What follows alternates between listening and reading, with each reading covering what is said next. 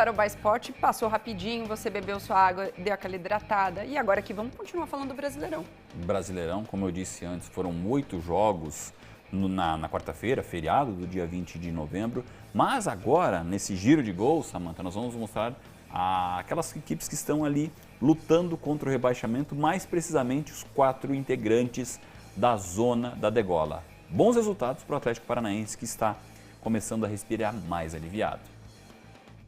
O Atlético é o único time paranaense na elite do futebol brasileiro e quer continuar assim em 2025. Mais uma vez, o Furacão contou com o apoio da torcida na Liga Arena e venceu o lanterninha Atlético Goianiense por 2-0. Foi a segunda vitória seguida do Atlético e o time foi aos 40 pontos, na 14ª colocação. O Furacão teve a chance de abrir o marcador com Diório, mas ele desperdiçou a cobrança de pênalti. Méritos do goleiro Ronaldo, que fez uma grande defesa. Mas o goleirão não segurou o chutaço de Coelho. O argentino marcou um lindo gol, começou a jogada e bateu de fora da área no canto, 1-0. O goleiro do Dragão também não segurou o chutaço de Nicão. O atacante do Atlético dominou no peito e bateu da meia-lua, 2-0, placar final. A torcida já começa a respirar mais aliviada. Já o Atlético Goianiense está preparando a volta para a Série B. O time segue na lanterninha com 26 pontos e, se não vencer o Palmeiras no fim de semana, estará matematicamente rebaixado. Quem também está se preparando para a queda é o Cuiabá, vice-lanterna com 28 pontos. Ontem, o Dourado foi derrotado pelo desfalcado Flamengo por 2-1 na Arena Pantanal. Derek Lacerda recebeu no ponto futuro e concluiu cruzado, tirando do goleiro, 1-0 Cuiabá. O Flamengo empatou com Guilherme Gomes. O goleirão não segurou, 1-1. Pita até balançou as redes para o Cuiabá, mas o gol foi anulado por impedimento. E Matheus Gonçalves, mesmo caindo, fez o gol da vitória do Flamengo, 2-1. O rubro-negro é o quarto colocado com 62 pontos e segue com chances de ser campeão brasileiro, mas é claro que depende de tropeço dos líderes. A rodada teve um confronto direto entre Criciúma e Vitória, e o time baiano fez um esforço maior para permanecer na elite. Venceu por 1-0 em Santa Catarina com gol de cabeça de Janderson. O Vitória é o 12º com 41 pontos e está quase livre do rebaixamento. Pior para o Criciúma, que entrou na zona da degola em 17º com 37. Também com 37 pontos, mas na 18ª colocação está o Bragantino, que corre sérios riscos de queda. Ontem, empatou em 1-1 com o São Paulo no Nabizão. Eduardo Sacha concluiu da pequena área e marcou para o Massa Bruta. A vitória tiraria o time da zona da degola, mas o São Paulo empatou com esse golaço de Lucas Moura, entortando a defesa do Bragantino. O resultado não foi bom para o São Paulo, que segue no 6º lugar com 58 pontos. Olha, Samantha, hoje essa 34ª rodada tem sequência com um jogo entre Vasco e Internacional lá no São Januário. O Colorado que vem numa sequência de 14 jogos de invencibilidade. Inclusive, essa rodada foi boa para o Inter, porque o Bahia é um dos concorrentes diretos do Colorado, foi derrotado pelo Bahia, pelo Palmeiras, e o São Paulo, que tinha a possibilidade de passar o Inter na tabela de classificação, se tivesse vencido o Bragantino. Nós vimos os gols do empate em 1-1, como empatou ficou abaixo, então o Inter se manteve ali no 5º lugar, podendo encostar no Flamengo, que ganhou e foi aos 62 pontos, o Inter é o 5º colocado com 59. Mas o detalhe, a vitória do Palmeiras sobre o Bahia colocou o Inter de maneira matemática na Libertadores da América do ano que vem. É mais um classificado, claro, por enquanto, essa vaga é garantida para a fase prévia, mas o Inter vai aproveitar essas rodadas finais aí do Campeonato Brasileiro para buscar uma vaga direta na próxima Libertadores da América. Bom trabalho, então, do Roger Machado. 14 jogos de invencibilidade, a maior sequência invicta neste Campeonato Brasileiro. Luciano, a Marcela mandou uma frase contraditória, mas eu vou pedir para você avaliar. Graças a Deus, o pacto tá dando certo. Tá dando certo. Tá dando certo mesmo, é graças a Deus o pacto tá dando certo. Já teve jogos em que o Atlético Paranaense contou com o apoio da torcida e que não teve êxito, mas agora com 2 vitórias seguidas, aquela partida atrasada no sábado passado contra o Atlético Mineiro também com o apoio da torcida e agora contra o Atlético Goianiense. Também acompanha essa partida ontem, o Furacão foi bem soberano ao lanterninha, virtualmente rebaixado do Atlético Goianiense, mas era um jogo que precisava e muito dos 3 pontos, ou seja, com 100% de aproveitamento nessas 2 partidas, o Furacão deu uma boa respirada e agora pode, de repente, na próxima rodada... Aliviado? Respirar aliviado. Na próxima rodada pode eliminar de vez aí o risco de rebaixamento, o que deixa essa preocupação para quem está um pouco mais abaixo na tabela de classificação. Vamos agora falar sobre o Campeonato Brasileiro? A 34ª rodada teve 8 jogos ontem. Destaque para as partidas que envolveram os líderes do campeonato. O Palmeiras, quer dizer, o meu Palmeiras, derrotou o Bahia fora de casa e intensificou a disputa pelo título. Já a prévia da final da Libertadores promete ser muito mais quente. Atlético Mineiro e Botafogo vão decidir a Libertadores da América no próximo dia 30 de novembro em Buenos Aires. E essa final promete ser quente. A prévia do confronto já mostrou isso. Ontem, os dois times jogaram pela 34ª rodada do Campeonato Brasileiro. O jogo tinha importância maior para o Fogão, que queria manter a vantagem na liderança. Só que o Galo endureceu o jogo. Em campo, nada de gols. Empate em 0-0, mas não foi por falta de chances. O argentino Almada começou uma grande jogada, tabelou com o colega e obrigou Everson a fazer uma grande defesa. O mesmo Almada bateu a falta rente à trave. Rubens deu uma entrada dura em Luiz Henrique e foi expulso. Mais uma boa chance para o Fogão e Vitinho cabeceou por cima. No segundo tempo, o mesmo Vitinho teve outra oportunidade de cabeça. Everson tirou com a ponta dos dedos. Jefinho arriscou o chute de primeira por cima. O Galo chegou muito menos à meta do Botafogo, mas se Hulk faz esse gol entraria para a história. Ele viu o goleiro adiantado e arriscou de trás da linha do meio de campo. Quase. Final 0-0. O que esquentou mesmo a final da Libertadores foi essa confusão no fim do jogo. Teve o Alexander Barbosa batendo boca e sendo segurado. Ele foi expulso. O Hulk estava bravo com o Luiz Henrique. Olha ele argumentando com o técnico Arthur Jorge. Falou que nós temos uma média, primeiro. Ele deu 5 chutes na seleção. 5 chutes, eu passei 7 anos na seleção.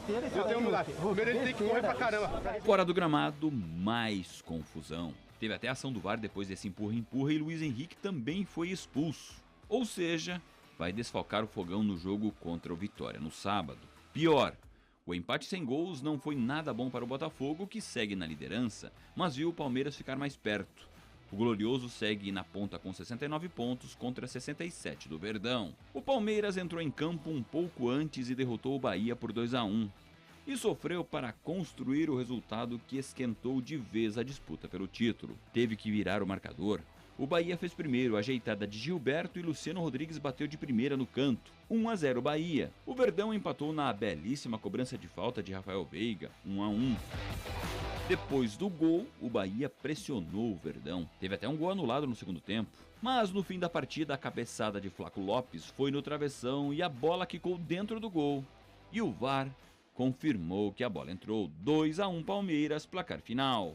O Verdão encurtou a distância para o líder. 2 pontos separam o Botafogo do Palmeiras.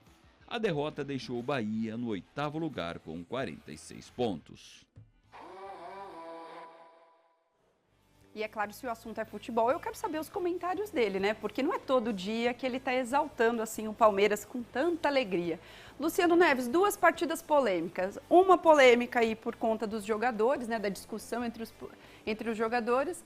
E a outra aí por um gol quase cancelado pelo VAR, mas ontem o dia estava para o Palmeiras. O dia estava para o Palmeiras. Você falou desse bate-boca entre jogadores de Atlético Mineiro e Botafogo, ele foi um esquenta para a final da Libertadores do próximo dia 30, ou seja, vai ser um jogo pegado então lá em Buenos Aires, partida que vale o título da Libertadores da América. No caso do Palmeiras, a bola entrou, então foi uma decisão acertada. Mas a situação para Palmeiras e Botafogo é essa. Essa disputa intensa pelo título hoje faz com que tanto Botafogo quanto Palmeiras passam a depender só das próprias forças para que possam ser campeões brasileiros. Ou seja, o Verdão, isso porque os dois times têm um confronto direto no dia 26 de novembro pela antepenúltima rodada, antes inclusive da final da Libertadores por parte do Botafogo. Quem vencer esse jogo e quem vencer, por exemplo, os 4 jogos que restam, quem tiver 100% de aproveitamento nessa reta final de brasileiro vai ficar com o título. A sequência do Botafogo, ela se desenha até um pouquinho mais dura que a do Palmeiras. Fim de semana o Botafogo tem o Vitória, depois pega o Palmeiras, tem ainda confrontos contra o Internacional em Porto Alegre e fecha o campeonato contra o São Paulo. O Palmeiras vai jogar no próximo fim de semana contra o virtualmente rebaixado Atlético Goianiense, depois pega o Botafogo, tem duelos contra o Cruzeiro. Vai depender muito de como o Cruzeiro vai se comportar na reta final de Campeonato Brasileiro. Se for campeão da Copa Sul-Americana, para eles, brasileiro não vai mais importar.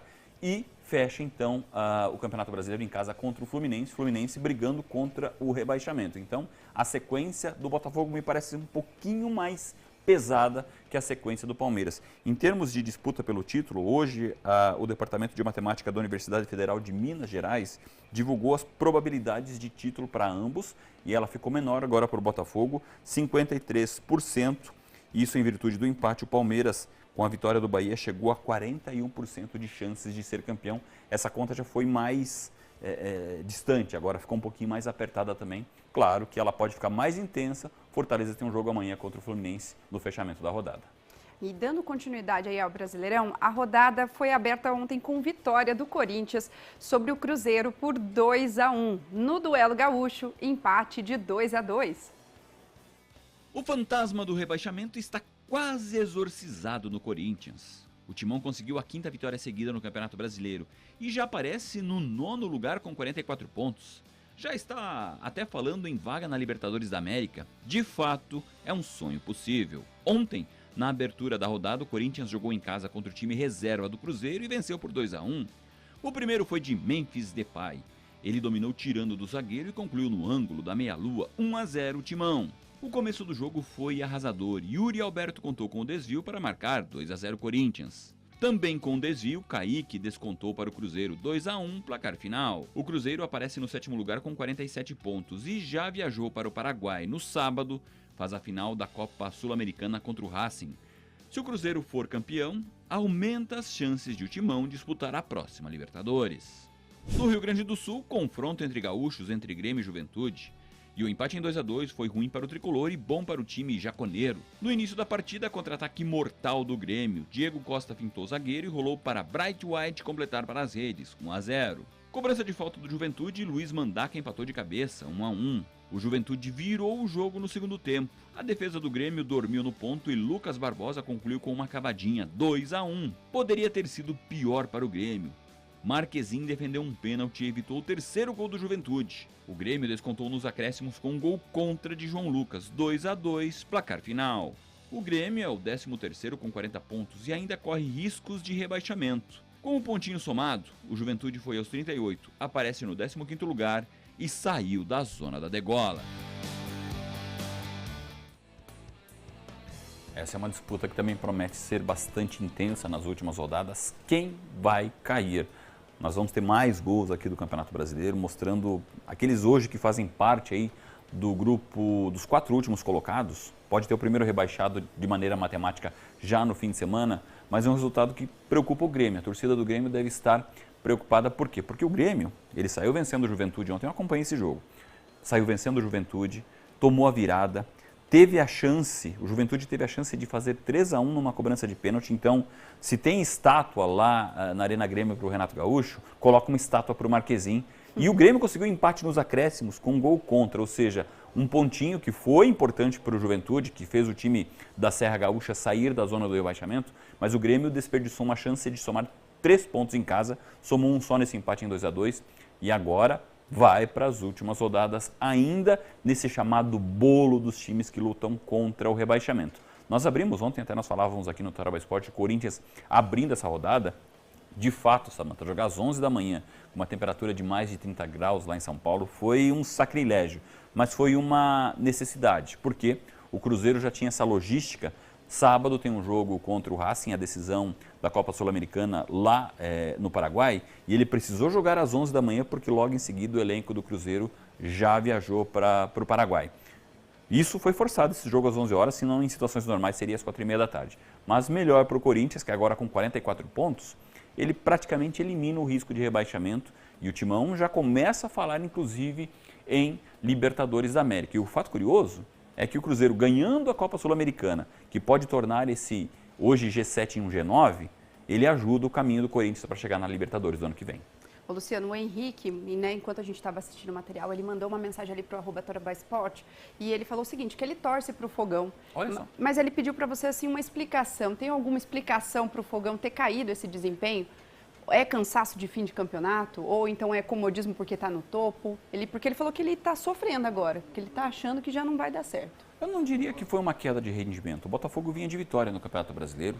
Ele tem esse foco dividido, é verdade. Ele tem a busca da Libertadores da América, do título inédito, que é até mais importante, mas ele tem esse longo jejum de Campeonato Brasileiro. Não vence desde 1995. Então, Hoje o Botafogo está com o foco voltado para essas duas frentes, quer ganhar as duas competições. E ontem, se pegarmos os lances, o Botafogo foi superior ao Galo. O Galo que não tem mais muita importância em termos de Campeonato Brasileiro, mas assim, faltou bola na rede, bola na rede. E querendo ou não, somou um pontinho lá em Belo Horizonte contra o Atlético Mineiro. Tem hoje a melhor defesa do Campeonato Brasileiro, apenas 26 gols sofridos. Então, ainda segue nessa disputa do título. Eu não vejo como queda de rendimento do Botafogo, não. Claro que, por infelicidade, faltou a vitória diante do Atlético Mineiro, mas jogava fora de casa. O Palmeiras conseguiu uma vitória também fora de casa. Enfim, os dois vão ser os principais postulantes. Diferente do Botafogo, o Palmeiras tem o foco voltado apenas para a disputa do Campeonato Brasileiro. Tá aí. Se você quer ter o seu questionamento, quer fazer um comentário aqui no Tarobá Esporte, manda lá para o @Tarobá Esporte. E tem outro detalhe, Samantha, outro detalhe. O Botafogo foi um dos times que mais cedeu jogadores aí para as eliminatórias, para as seleções que disputaram as eliminatórias, e ele contou com alguns jogadores que quase não atuaram. O caso do Almada, que foi convocado para a seleção argentina, mas como ele não jogou na terça-feira, ontem ele atuou. O Luiz Henrique jogou parte da partida. Muitos jogadores não puderam atuar em tempo integral por conta de terem prestado serviços para seleções. O caso do Igor Jesus, por exemplo, ele atuou menos na partida porque ele jogou com a camisa da seleção brasileira na terça-feira. Aí, ó. Esclarecida a sua dúvida. O Tarobá Esporte passou rapidinho, você bebeu sua água, deu aquela hidratada. E agora aqui vamos continuar falando do Brasileirão. Brasileirão, como eu disse antes, foram 8 jogos na quarta-feira, feriado do dia 20 de novembro. Mas agora, nesse giro de gols, Samantha, nós vamos mostrar aquelas equipes que estão ali lutando contra o rebaixamento, mais precisamente os 4 integrantes da zona da degola. Bons resultados para o Atlético Paranaense, que está começando a respirar mais aliviado. O Atlético é o único time paranaense na elite do futebol brasileiro e quer continuar assim em 2025. Mais uma vez, o Furacão contou com o apoio da torcida na Liga Arena e venceu o lanterninha Atlético Goianiense por 2-0. Foi a segunda vitória seguida do Atlético e o time foi aos 40 pontos, na 14ª colocação. O Furacão teve a chance de abrir o marcador com Diório, mas ele desperdiçou a cobrança de pênalti. Méritos do goleiro Ronaldo, que fez uma grande defesa. Mas o goleirão não segurou o chutaço de Coelho. O argentino marcou um lindo gol, começou a jogada e bateu de fora da área no canto, 1-0. O goleiro do Dragão também não segurou o chutaço de Nicão. O atacante do Atlético dominou no peito e bateu da meia-lua, 2-0, placar final. A torcida já começa a respirar mais aliviada. Já o Atlético Goianiense está preparando a volta para a Série B. O time segue na lanterninha com 26 pontos e, se não vencer o Palmeiras no fim de semana, estará matematicamente rebaixado. Quem também está se preparando para a queda é o Cuiabá, vice-lanterna com 28 pontos. Ontem, o Dourado foi derrotado pelo desfalcado Flamengo por 2-1 na Arena Pantanal. Derek Lacerda recebeu no ponto futuro e concluiu cruzado, tirando do goleiro, 1-0 Cuiabá. O Flamengo empatou com Guilherme Gomes. O goleirão não segurou, 1-1. Pita até balançou as redes para o Cuiabá, mas o gol foi anulado por impedimento. E Matheus Gonçalves, mesmo caindo, fez o gol da vitória do Flamengo, 2-1. O rubro-negro é o quarto colocado com 62 pontos e segue com chances de ser campeão brasileiro, mas é claro que depende de tropeço dos líderes. A rodada teve um confronto direto entre Criciúma e Vitória, e o time baiano fez um esforço maior para permanecer na elite. Venceu por 1-0 em Santa Catarina com gol de cabeça de Janderson. O Vitória é o 12º com 41 pontos e está quase livre do rebaixamento. Pior para o Criciúma, que entrou na zona da degola em 17º com 37. Também com 37 pontos, mas na 18ª colocação está o Bragantino, que corre sérios riscos de queda. Ontem, empatou em 1-1 com o São Paulo no Nabizão. Eduardo Sacha concluiu da pequena área e marcou para o Massa Bruta. A vitória tiraria o time da zona da degola, mas o São Paulo empatou com esse golaço de Lucas Moura, entortando a defesa do Bragantino. O resultado não foi bom para o São Paulo, que segue no 6º lugar com 58 pontos. Olha, Samantha, hoje essa 34ª rodada tem sequência com um jogo entre Vasco e Internacional lá no São Januário. O Colorado que vem numa sequência de 14 jogos de invencibilidade. Inclusive, essa rodada foi boa para o Inter, porque o Bahia é um dos concorrentes diretos do Colorado, foi derrotado pelo Bahia, pelo Palmeiras, e o São Paulo, que tinha a possibilidade de passar o Inter na tabela de classificação, se tivesse vencido o Bragantino. Nós vimos os gols do empate em 1-1, como empatou ficou abaixo, então o Inter se manteve ali no 5º lugar, podendo encostar no Flamengo, que ganhou e foi aos 62 pontos. O Inter é o 5º colocado com 59. Mas o detalhe A vitória do Palmeiras sobre o Bahia colocou o Inter de maneira matemática na Libertadores da América do ano que vem. É mais um classificado, claro, por enquanto, essa vaga é garantida para a fase prévia, mas o Inter vai aproveitar essas rodadas finais aí do Campeonato Brasileiro para buscar uma vaga direta na próxima Libertadores da América. Bom trabalho, então, do Roger Machado. 14 jogos de invencibilidade, a maior sequência invicta neste Campeonato Brasileiro. Luciano, a Marcela mandou uma frase contraditória, mas eu vou pedir para você avaliar. Graças a Deus, o pacto tá dando certo. Tá dando certo. Tá dando certo mesmo, é graças a Deus o pacto tá dando certo. Já teve jogos em que o Atlético Paranaense contou com o apoio da torcida e que não teve êxito, mas agora com 2 vitórias seguidas, aquela partida atrasada no sábado passado contra o Atlético Mineiro também com o apoio da torcida e agora contra o Atlético Goianiense. Também acompanhei essa partida ontem, o Furacão foi bem soberano ao lanterninha, virtualmente rebaixado Atlético Goianiense, mas era um jogo que precisava e muito dos 3 pontos, ou seja, com 100% de aproveitamento nessas 2 partidas, o Furacão deu uma boa respirada e agora pode, de repente, na próxima rodada... Aliviado? Respirar aliviado. Na próxima rodada pode eliminar de vez aí o risco de rebaixamento, o que deixa essa preocupação para quem está um pouco mais abaixo na tabela de classificação.